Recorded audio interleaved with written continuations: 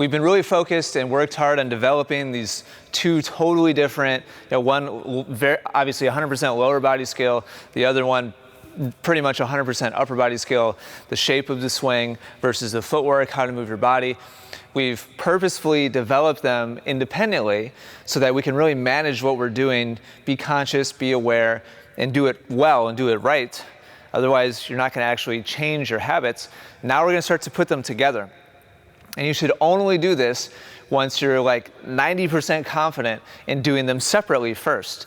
Then you can start to merge them together. Unless, of course, you're already pretty much good with the footwork, or you're already pretty much good with the swing shape, then fine, go ahead and start to put them together. If both are relatively new to you, then make sure that you get close to mastering them independently first, which might take half an hour, or it might take several sessions. It just really depends on where you are with your athletic development, how long it'll take. And so what I'm going to do here is I'm going to toss myself, and you could do this with a ball machine now or with somebody feeding to you. For the sake of showing you how to do it totally by yourself, I'm just going to do that myself. And I'm going to do some forehands, some backhands, and I'm going to give myself a premeditated goal of what shape to hit and what footwork pattern to execute. And I did a couple practice ones here before the camera came on, and honestly, even for me, like, it took quite a bit of conscious, like, premeditation. Okay, so which foot am I going to lead with? Honestly, I've never done this before. I've just kind of developed this just for this coaching session.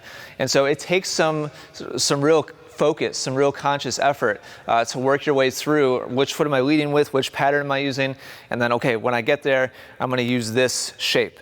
And so this is conscious training. Eventually, we want to be able to just respond intuitively based on the situation, but at first, we've got to take that developmental step up to what we're doing now. And so let me go through a couple. Let's see. I'll do a front foot hop and a lot of shape on this one. So I'm going for a curve that's like at least 3 or 4 feet over the top of the net. Pretty good curve and shape. And I'm going to do a front foot hop on this one. So I'm going to lead with what's going to be my drive foot. So 1, 2, 3. And I didn't like the shape on that. I'd like to see a little bit more shape. So I'm going to do it again. 1, 2, 3. That's pretty good. It's pretty good shape. I'd like to see a little bit more confidence in my swing. So I'm going to do it one more time. 1, 2, 3. All right, pretty happy with that.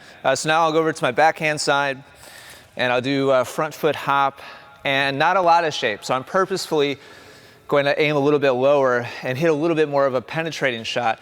And again, I'll do a front foot hop. So I'm going to start with my foot that I'm going to be loading off of. So the pattern is 1, 2, 3, and hop. And this will be a relatively flat shot. 1, 2, 3. Nice. I'm happy with that. I'm going to try to do it one more time. 1, 2, 3. Good. Now I'll go over to my forehand side, and I'll do a walking step and relatively flat. So I'll mix it up on the forehand side. So this is going to be 1, 2, 3 with an open stance and a walking step, and relatively flat. Nice. All right, I got it. Good. And now let's go to my backhand side and walking step, and I'm going to go for a bit more curve. So I'll lead with my outside foot, load, and then step and hit. So 1, 2, 3. All right, pretty good. So you get the idea. So your goal here is to mix and match. Give yourself a couple of seconds before each repetition to just kind of process. All right, here's the pattern I'm going to use. And then when I get to the ball, here's the shape that I'm going for.